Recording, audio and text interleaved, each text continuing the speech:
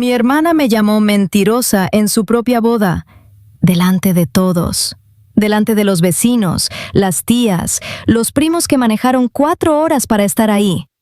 Me señaló desde el otro lado del jardín, el dedo temblándole, la cara desencajada, y dijo: «Estás haciendo esto porque tienes envidia, siempre has sido igual». Y yo me quedé parada, con la maleta todavía en la mano, literalmente recién bajada del avión, con las ojeras hasta el suelo, el corazón en la garganta, mirándola a ella con ese vestido blanco, parada junto a él, y el único pensamiento que me cruzaba la mente era: soy la única persona aquí que no ha perdido la cabeza, y todos me odian por eso. Pero necesito que entiendas algo antes de contarte el resto. Yo no volví a casa a buscar pelea. Volví porque algo estaba muy mal. Porque cuando tu propia hermana, tu sangre, se casa sin invitarte y encima no es capaz de pronunciar el nombre del novio en voz alta, eso no es raro. Eso no es una rareza familiar. Eso es una alarma. Eso es un incendio.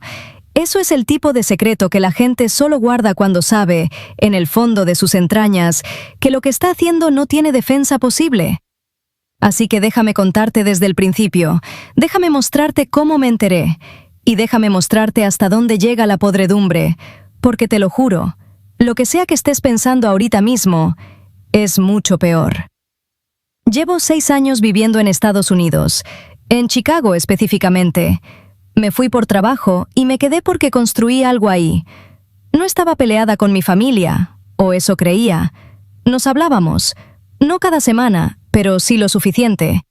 Cumpleaños recordados, grupos de WhatsApp, audios de vez en cuando, lo normal. Mi mamá murió hace 2 años, cáncer. Avanzó rápido y fue despiadado, y nos destrozó a todos. Mi hermana Dana fue la que más lo sufrió, o eso me decía yo para tranquilizarme. Ella era la que se había quedado, la que manejaba la casa, la que lidiaba con las cuentas médicas, los trámites, el duelo, y nuestro padrastro, Gary. Gary había estado en nuestras vidas desde que yo tenía 13 años. No era un monstruo a primera vista, era simplemente... estaba. Trabajaba. Pagaba las cuentas. No levantaba la voz. Mi mamá parecía estar bien con él. Yo nunca le tuve cariño, pero tampoco lo odié. Era parte del fondo. Mueble. Tú sabes el tipo. El hombre tan absolutamente insignificante que jamás te detienes a preguntarte qué está pensando detrás de esos ojos quietos. Después de que murió mi mamá, llamé a Dana para ver cómo estaba. Me dijo que bien, que Gary estaba bien, que la casa estaba bien, todo estaba bien. Y le creí porque lo necesitaba. Porque yo me estaba ahogando en mi propio duelo desde 3 estados de distancia, y creerle era más fácil que subirme a un avión. Debí haber vuelto antes, lo sé. Voy a cargar eso el resto de mi vida. Pero le di espacio. Les di espacio a todos. Y en ese espacio, algo creció. Algo que me revuelve el estómago cada vez que lo pienso. La llamada fue de mi hermano Kevin, un martes en la tarde. Es el menor, 23 años, y nunca ha podido guardar un secreto porque la boca le va más rápido que la cabeza. Llamó para preguntar sobre unas joyas de mi mamá. ¿Quién tenía qué cosas? Logística. Y entonces, como si nada, como si estuviera preguntando el clima, dijo: «Oye, ¿no vas a venir para la boda de este fin de semana o qué?» Le dije: «¿Qué boda?» Silencio absoluto. «Kevin, ¿qué boda?» Y el silencio cambió. Ya no era confusión, era el sonido de alguien dándose cuenta de que acaba de jalar el seguro de una granada. Yo pensé que Dana te había dicho. «No me dijo absolutamente nada». Más silencio, más largo esta vez. Y entonces, «Mejor llámala tú. Yo no debería... Mira, llámala, ¿sí?» Y me colgó. Las manos se me pusieron heladas antes de soltar el teléfono. El estómago ya me daba vueltas. Y en algún rincón del fondo de mi cabeza, una voz que no quería escuchar me decía: «Te lo ocultaron a propósito».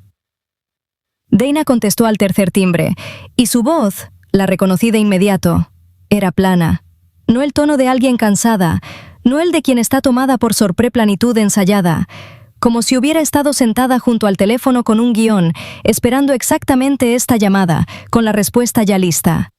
Le pregunté directo, ¿te estás casando este fin de semana? Sí. ¿Y no me ibas a decir nada? Es algo pequeño, íntimo. ¿Con quién te estás casando? Pausa. Un segundo de más. Con alguien que tú no conoces bien. Le dije, Dana, crecimos en la misma casa. Conozco a cada persona con quien hayas salido en tu vida. No existe nadie en este planeta con quien te pudieras casar sin que yo al menos supiera el nombre. Dime el nombre. Ella dijo, no quiero entrar en eso ahorita. ¿No quieres entrar en eso? Tu propia hermana. Te casas en 4 días. ¡En 4 días! ¿Y no quieres entrar en eso? Y aquí viene la parte que todavía me persigue. Su voz no tembló, ni tantito. La mayoría de la gente, aunque esté escondiendo algo terrible, uno le nota la culpa. Le escucha la vergüenza rasguñando por debajo.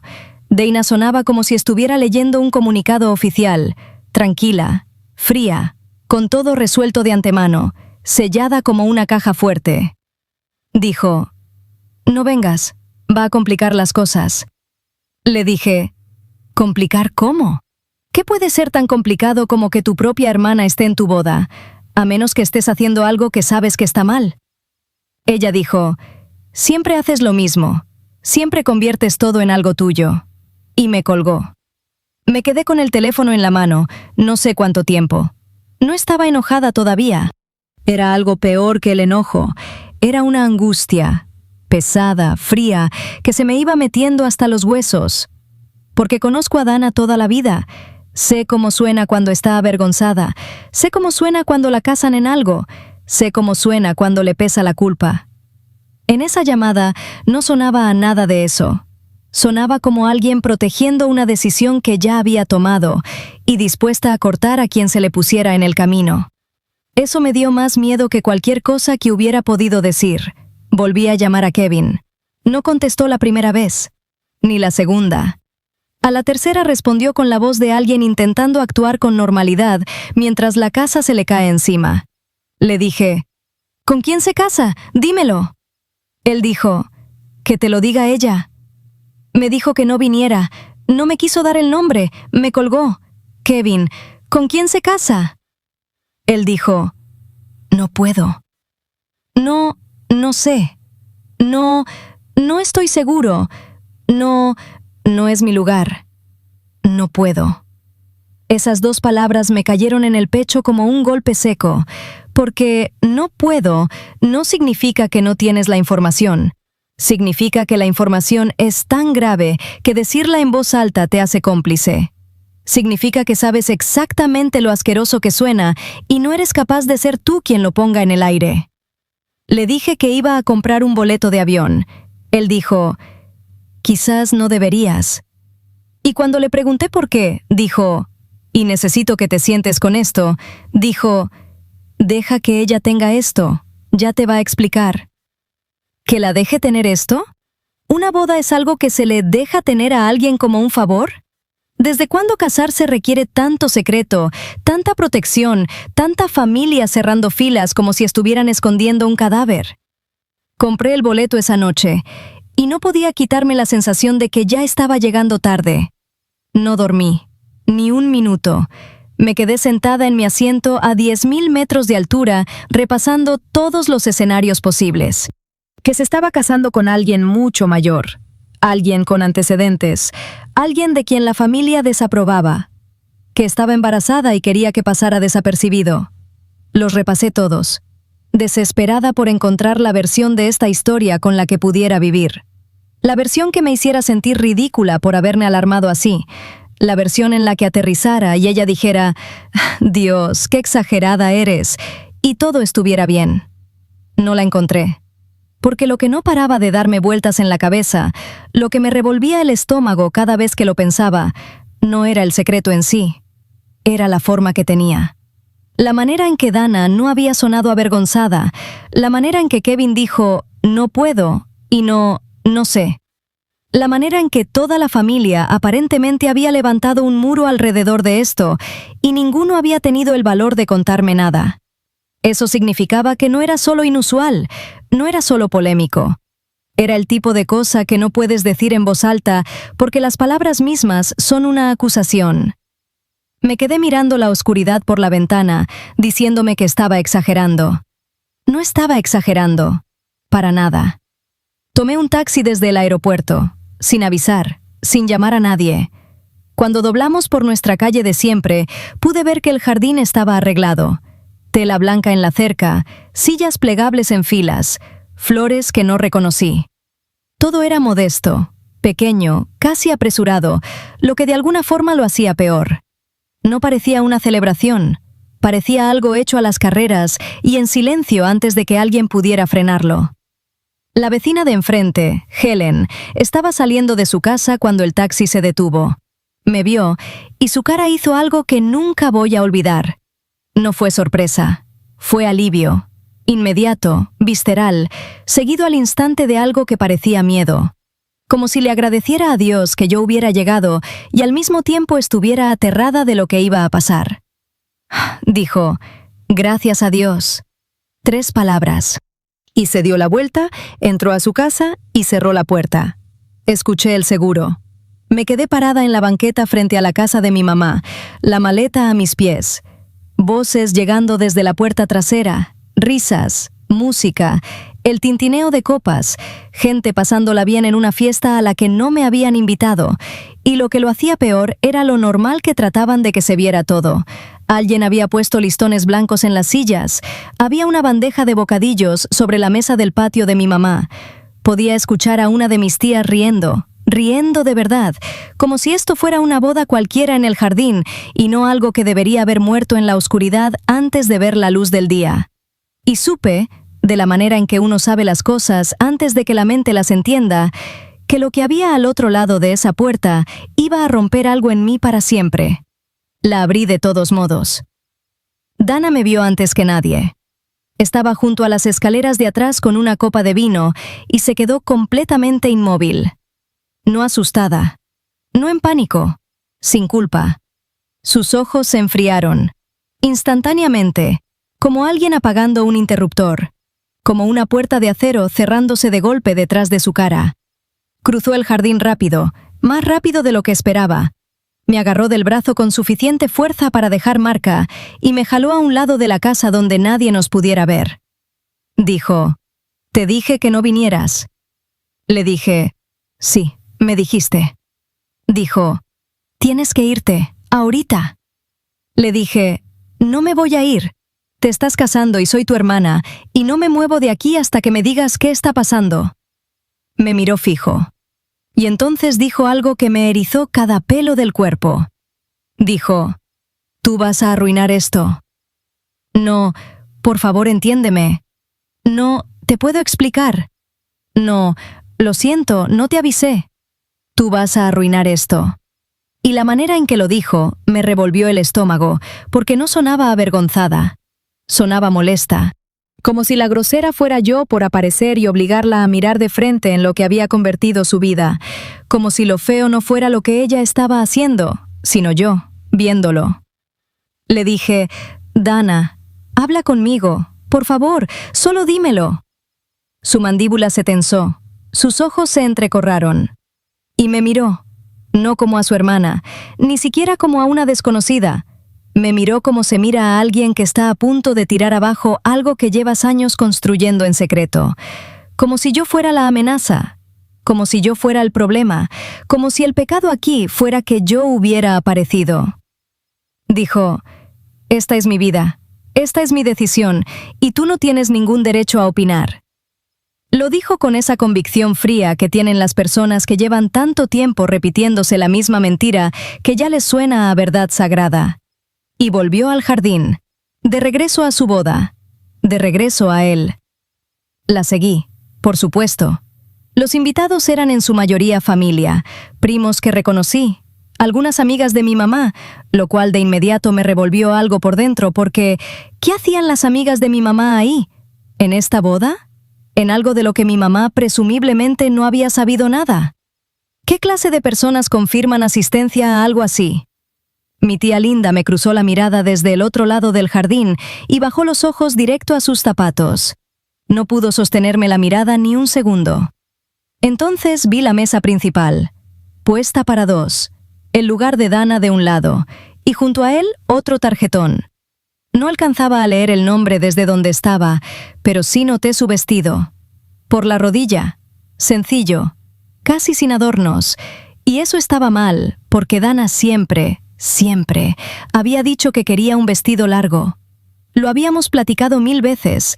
De adolescentes, tiradas en el suelo de su cuarto hojeando revistas, decía que quería algo dramático. Algo que sus hijas vieran en fotos algún día y dijeran, «Mamá, parecía salida de una película».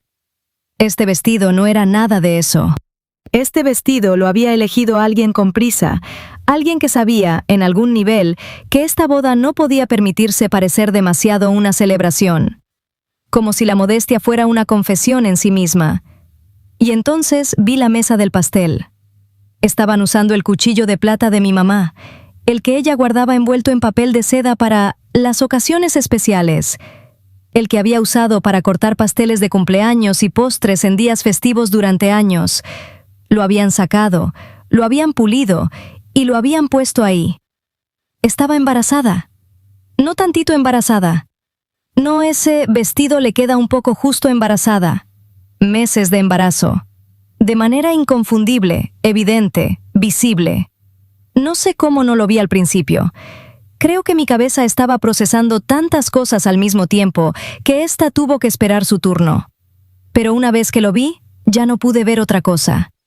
La forma en que la tela se tensaba, la manera en que se paraba con la mano en la parte baja de la espalda, la forma en que se movía con ese peso que no se puede fingir. Mi hermana estaba embarazada, y no me había dicho nada, ni una palabra, ni un mensaje, ni una pista. Mi hermana, la que me llamaba a escondidas desde el baño durante las cenas familiares porque necesitaba a alguien con quien reírse, la que me mandaba fotos de ultrasonidos de los hijos de nuestros primos con corazones por todos lados, me había ocultado un embarazo completo. Busqué a mi prima Marcy con la mirada. Estaba a unos pasos. Claramente ella sabía. Se le notaba porque no estaba mirando a Dana. Me estaba mirando a mí, observando mi cara, esperando ver si yo había caído en cuenta, esperando ver qué iba a hacer. Me acerqué y le dije, muy quedito, «¿Cuántos meses tiene?» Marcy dijo, «Por favor, no hagas una escena». Le dije, «¿Cuántos meses tiene?» Marcy miró sus zapatos, igual que mi tía, igual que al parecer todos en esta familia cuando la verdad se les acerca demasiado, y dijo, «7 meses». 7 meses. 7 meses.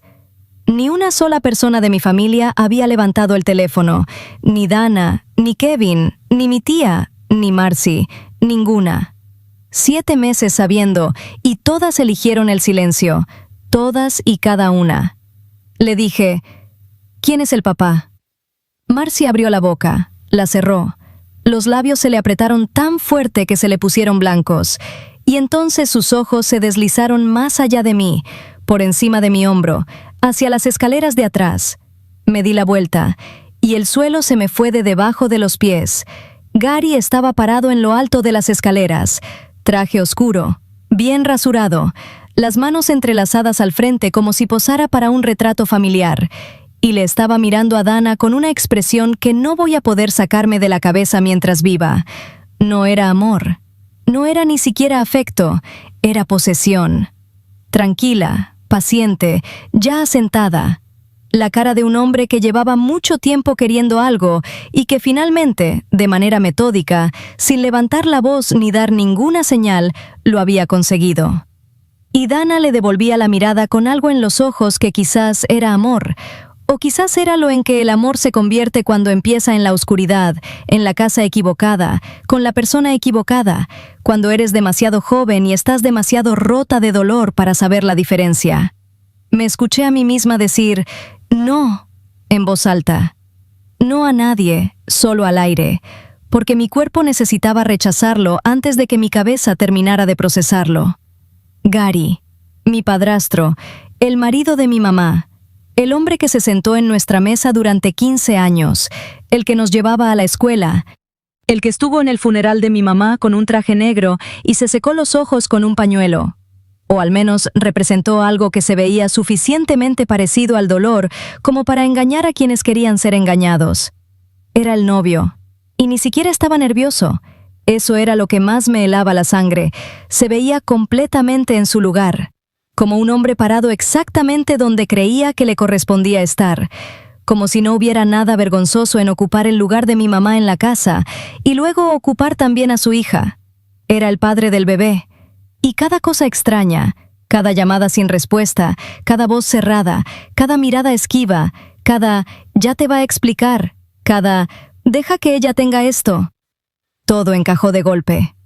No en algo que tuviera sentido, en algo tan podrido que casi podía olerlo. El marido de mi mamá se estaba casando con la hija de mi mamá, en la casa de mi mamá, en el jardín de mi mamá, con un traje que probablemente seguía colgado en el closet de mi mamá. Y toda la familia se había vestido bien y había venido a verlo. No recuerdo haber cruzado el jardín, solo recuerdo estar en medio de él y el sonido apagándose, conversaciones cortadas a la mitad, tenedores deteniéndose, sillas rechinando hacia atrás, una copa cayendo al suelo y rompiéndose contra las piedras del patio. Miré a Dana y le dije, «¿Qué hiciste?». No era una pregunta, era un veredicto. Ella dijo, «No». Yo dije, «Él era el marido de mamá». Ella dijo, «Mamá ya no está». Yo dije, «Murió hace 2 años. Tienes 7 meses de embarazo. ¿Quieres hacer las cuentas tú o las hago yo aquí delante de todos?». El silencio que siguió era tan denso que alcanzaba a escuchar el teléfono de alguien vibrando en su bolsillo 3 mesas más allá. Y entonces, desde atrás, mi tía Linda siseó, «Aquí no». Así no. Lo cual me dio casi risa, porque al parecer lo único que le pareció inapropiado de todo este asunto fue que yo lo estuviera diciendo en voz alta. La cara de Dana se puso roja, luego blanca, luego en algo más duro que los dos, algo que nunca le había visto, la dureza de un animal acorralado, y dijo, y voy a escuchar esta frase en mi lecho de muerte, dijo, «Tú no sabes cómo era nuestra vida cuando tú no estabas. Tú te fuiste. Empacaste tus cosas y te fuiste a Chicago a hacerte tu vida, y llamabas cuando te convenía, y mandabas flores en los cumpleaños, y te creías buena hermana con eso. Me dejaste aquí, en esta casa, con el duelo, con las deudas, con todo, y ahora llegas, sin que nadie te haya invitado, y te quieres poner a juzgarme. Eso no te lo permito. Perdiste ese derecho cuando te subiste a ese avión». Antes de que yo pudiera responder, una de las amigas de mi mamá se acercó y le puso la mano en el brazo a Dana, como consolando a una novia estresada, consolándola, con ese vestido, en esa boda, parada junto a mi padrastro con su hijo adentro. Y ahí estaba, el libreto, la historia que Dana había estado escribiendo en su cabeza durante meses, quizás años, la versión en la que ella es la víctima y yo soy la villana, en la que el hecho de que yo tuviera una vida en otro lado es el pecado original, y todo lo que vino después, el amorío, el embarazo, la boda secreta, era simplemente la consecuencia natural de mi ausencia. Lo tenía todo calculado, cada palabra ensayada, cada frase diseñada para cargarme la culpa tan encima que nadie en ese jardín tuviera que mirar de frente lo que estaba pasando. ¿Y Gary? Gary no dijo nada, solo estaba parado ahí. Las manos todavía entrelazadas, la cara todavía en calma, sin defenderse, sin explicarse, sin pestañear siquiera, como si esto fuera un inconveniente menor, como si yo fuera un perro ladrándole a su carro. Esa calma absoluta, inamovible, de un hombre observando el caos que él mismo creó, desenvolviéndose a su alrededor sin que se le moviera un solo músculo de la cara. Eso fue lo más repugnante de todo ese jardín, más repugnante que la boda, más repugnante que el embarazo. Un hombre que se mantiene así de tranquilo en un momento tan fuera de control es porque ha pasado por cosas peores sin inmutarse. Un hombre así lleva mucho tiempo manejando esta situación, manejándola a ella, desde hace mucho. Fue Marcy quien me contó el resto. Después de que me pidieron que me fuera y me negué, después de que la ceremonia fue cancelada, o al menos pospuesta, después de que Dana entró a la casa y azotó la puerta tan fuerte que se cayó un cuadro de la pared, después de que la mayoría de los invitados se fueron escurriendo hacia sus carros, como cucarachas cuando prendes la luz, agradecidos de tener cualquier pretexto para irse sin tener que decir en voz alta a qué habían venido. Marcy se sentó a mi lado en la mesa del jardín, la que seguía puesta con platos y servilletas y un centro de mesa que probablemente costó 400 pesos, y dijo, muy quedito: «Esto no empezó después de que murió tu mamá». Dijo que al principio fueron detalles pequeños, conversaciones en la cocina a altas horas de la noche que paraban cuando mi mamá entraba, Gary buscando pretextos para llevar a Dana a lugares en el carro, solos, Dana poniéndose rara, muy rara, cuando alguien bromeaba sobre el tiempo que estaban pasando juntos. El tipo de señales que la gente descarta una por una hasta que ya no puede seguir haciéndolo. Le dije, ya lo sé. Porque era verdad. Yo ya había hecho las cuentas. 7 meses de embarazo. Mi mamá murió hace 2 años. Incluso en la línea de tiempo más generosa, más caritativa, más retorcida que pudieras construir, los números no cuadraban. Estaban podridos desde el inicio. Marcy dijo, creo que ya estaba pasando. Antes de que ella muriera. Pasando. No podía ni decirlo directamente. Eso es lo que le pasa a la gente que ha sido cómplice demasiado tiempo. Pierde la capacidad de hablar con claridad. Lo envuelve todo en palabras blanditas. Pasando, como si fuera un fenómeno climático, como si fuera algo que entró por la ventana y se instaló en la casa, en lugar de 2 personas tomando una decisión deliberada, una y otra vez, en secreto, mientras mi mamá estaba en el cuarto de al lado. Mientras mi mamá se estaba muriendo en el cuarto de al lado. Le pregunté, ¿mi mamá lo sabía? Marcy se quedó callada mucho tiempo. Demasiado. Del tipo de silencio que ya te da la respuesta antes de que lleguen las palabras. Entonces dijo, me dijo algo. Como 8 meses antes de que muriera. Me dijo que sentía que estaba perdiendo a Dana. No al duelo, no al estrés, algo más. Me dijo que Dana miraba a Gary diferente, que los pillaba en la cocina y la conversación paraba cuando ella entraba. Me lo dijo.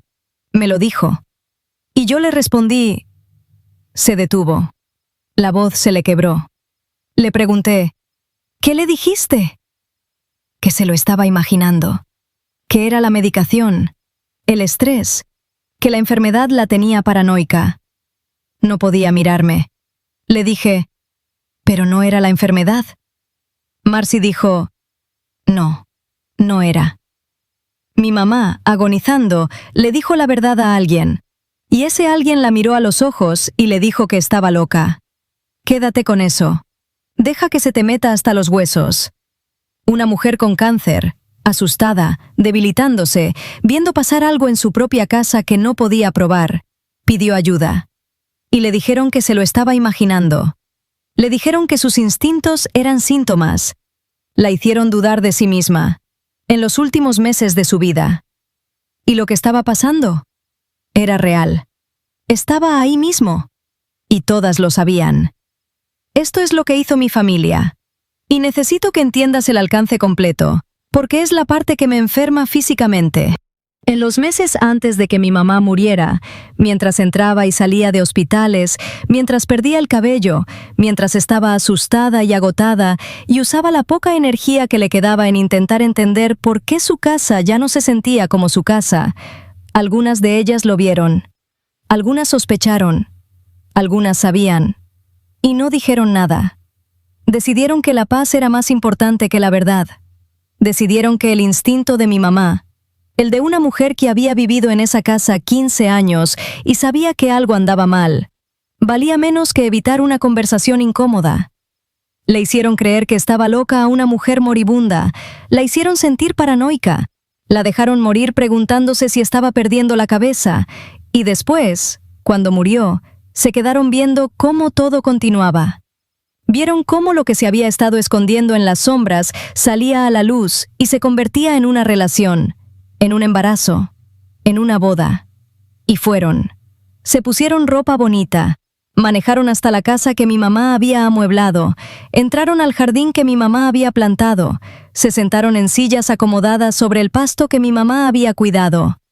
E iban a quedarse ahí, sonriendo, aplaudiendo, quizás hasta llorando, a ver al marido de mi mamá poner un anillo en el dedo de la hija de mi mamá, porque era más fácil que decir que no, porque no querían el drama. Porque cuando suficiente gente decide llamarle complicado a algo, ya no tiene que llamarle asqueroso.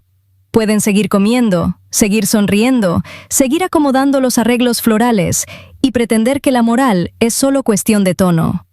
Porque, como me dijo mi tía Linda después, con la cara más seria del mundo, estas cosas son complicadas, mi amor. Complicadas. Esa fue la palabra que eligió. No malo, no enfermo, no imperdonable, complicadas, como si mi mamá simplemente hubiera tenido el mal gusto de morirse en un momento inconveniente para los demás. Estas cosas. Le llamó estas cosas, como si fuera un problema de escrituras. Como si fuera un asunto de lugares en una mesa, como si existiera una manera normal y razonada de hablar del hecho de que el marido de tu hermana muerta dejó embarazada a la hija de tu hermana muerta, y todos se pusieron sus mejores galas a celebrarlo con champán y bocadillos en el jardín de la mujer muerta. No me quedé para la boda. No hubo boda ese día. Si la reprogramaron después, en un juzgado, en alguna iglesia, en algún lugar donde nadie los conociera, no lo sé. Y quizás eso es lo más enfermizo. Me los puedo imaginar haciéndolo perfectamente. Lugar más pequeño, menos testigos, la misma mentira, el mismo bebé, el mismo hombre, la misma familia diciéndose que si lograban pasar la ceremonia suficientemente en silencio, de alguna forma se volvería respetable. Elegí no averiguarlo. Hay puertas que uno cierra y no voltea a ver. Kevin me llamó al día siguiente, llorando. Sollozando, de hecho, y voy a ser honesta, no sentí nada. Lo escuché llorar como se escucha a un desconocido, porque eso es lo que hace la complicidad, convierte a tu hermano en alguien que ya no reconoces. Dijo que no sabía cómo decirme, que no era su lugar, que pensaba que Dana merecía la oportunidad de explicármelo ella misma. Le dije, «Está embarazada de él, Kevin, se está casando con él». En la casa de mamá, en una fiesta a la que tú fuiste, con ropa elegante, con un plato de comida en la mano. Ibas a quedarte ahí sentado a verlo pasar. Ni una sola vez, ni un segundo, ¿se te ocurrió que yo merecía saber antes de estar parada en ese jardín mirándolo de frente? No tuvo respuesta. Dana no me ha vuelto a hablar. Le mandé 3 mensajes. 2 nunca fueron abiertos. 1 sí fue leído, y no tuvo respuesta. La notificación de lectura llegó a las 2:47 de la mañana, lo que significa que estaba despierta. Lo vio, leyó cada palabra y tomó una decisión. Pienso en mi mamá constantemente. La pienso en esa cama de hospital, flaca y cansada, mirando el techo, sintiendo que algo en su casa había cambiado, sin poder nombrarlo y sin que nadie se lo confirmara. Pienso en Marcy sentada a su lado, acariciándole la mano, diciéndole, «Lo estás imaginando, mi cielo». Pienso en Gary visitándola en el hospital, haciendo de marido preocupado, y volviendo a la casa después, con su hija. Y pienso en esto. ¿Murió sin saber? ¿O murió sabiendo exactamente lo que estaba pasando y sin tener a nadie, ni una sola persona en este mundo, que le creyera? No sé cuál es peor. Llevo semanas dándole vueltas y no sé cuál versión de la muerte de mi mamá es más insoportable. Sé lo que algunos van a decir, que Dana fue manipulada, que un hombre en su posición, un padrastro, una figura de autoridad en la casa, años mayor, enraizado en la estructura familiar, que va detrás de una mujer joven en su momento más vulnerable de duelo, eso no es amor, es depredación, es de manual. Y quizás tienen razón. Me he quedado con eso. He intentado tenerle esa consideración, pero aquí es donde me atasco. Dana no es una niña, es una mujer adulta. Tuvo años para dar un paso atrás. Tuvo años para mirar lo que estaba pasando y decir, esto está mal. Tenía un teléfono, tenía una puerta, tenía todos los recursos que tiene cualquier adulto que quiere salir de una situación. En cambio, se metió más. Lo ocultó. Se embarazó. Organizó una boda. Mandó invitaciones, excluyó deliberada y específicamente a la única persona que ella sabía que no se iba a quedar callada, yo. Y se rodeó de gente demasiado débil o demasiado comprometida para decir una sola palabra. Eso no es solo dejarse llevar. Eso es arquitectura. Eso es alguien construyendo una estructura diseñada para hacer que lo impensable se sienta normal. ¿Fue manipulada? Quizás. ¿Fue manejada? Es posible. ¿Pero eso borra cada decisión que tomó después? ¿Borra las invitaciones? ¿La lista de invitados? ¿El vestido blanco?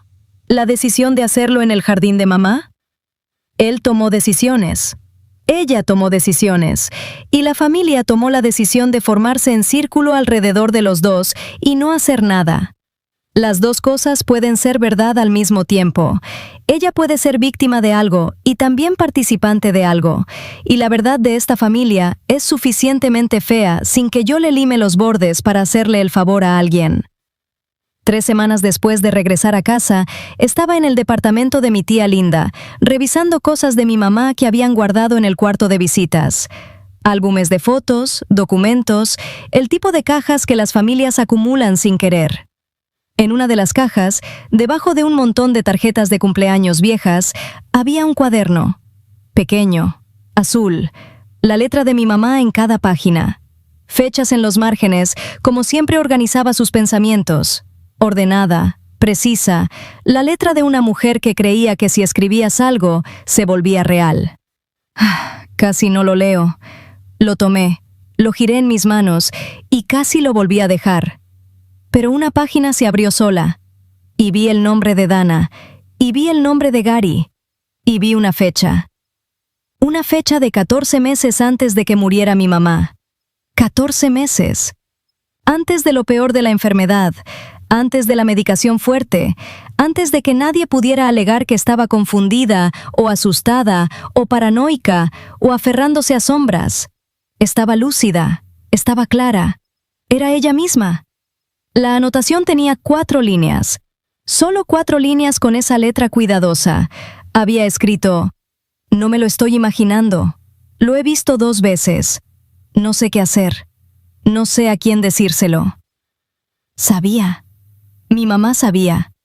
Y aún después de tener esa prueba en las manos, aún escuchando todavía la voz de mi tía Linda en la cabeza diciéndome que dejara a la gente vivir su vida, seguía oyéndola. Como si la vida de mi mamá no fuera la que todos ayudaron a destruir. Lo vio con sus propios ojos. Lo escribió porque necesitaba una prueba, aunque esa prueba fuera solo para ella, porque cada persona a su alrededor ya había decidido que su realidad importaba menos que su comodidad. Sabía. Y murió sabiéndolo. Murió en esa cama de hospital cargando una verdad que la consumía por dentro, rodeada de personas que ya habían elegido mirar hacia otro lado. Personas que le dijeron que estaba enferma, que estaba confundida, que fueron a su funeral a llorar y decir «¡Qué mujer tan maravillosa!» y luego se dieron la vuelta a confirmar asistencia a la boda. Eso no es una historia de amor, eso no es una situación familiar complicada. Eso no es algo que puedas disfrazar con tela blanca y flores y sillas plegables y pretender que está bien. Eso es una mujer que murió sola con una verdad que nadie quiso ayudarla a cargar. Una esposa traicionada por su marido. Una madre traicionada por su hija. Un ser humano traicionado por cada persona en quien confiaba. No con violencia, no con crueldad, sino con silencio. El arma más cobarde que existe. Y eso, no la boda, no el embarazo, no el vestido, no el jardín, no nada de eso. Eso es lo que no voy a perdonar jamás. El silencio mientras ella todavía estaba viva. El silencio mientras todavía estaba ahí, suplicando que alguien le dijera que no estaba loca. Eso es lo que nunca se va a lavar. No para mí. No para ninguno de ellos.